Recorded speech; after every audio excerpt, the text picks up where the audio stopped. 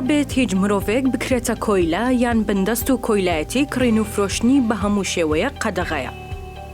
هیچ کەسێک نابێت ئەشکەنجە بدرێت یان بکەوێتە بەر ڕەفتار و سزای زۆردارانە و سوکایەتی پێ بکرێت.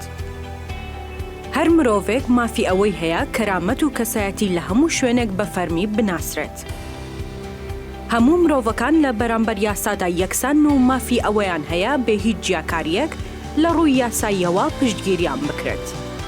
بەشێک لە بەندەکانی جارنامەی گەردوونی مافەکانی مرۆڤ.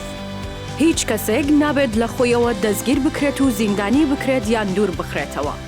هەموو کەسێک مافی ئەوەی هەیە لەگەڵ کەسانی دیکە بە یەکسانی لە دادگایەکی سەربەخۆ و بێلایەندا و بە ئاشکرا دادگایی بکرێت.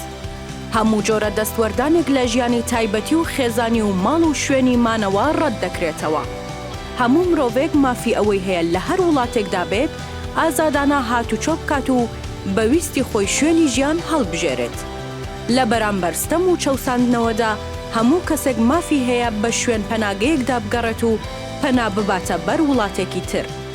بەشێک لە بەندەکانی جارنامەی گەردوونی مافەکانی مرۆڤ.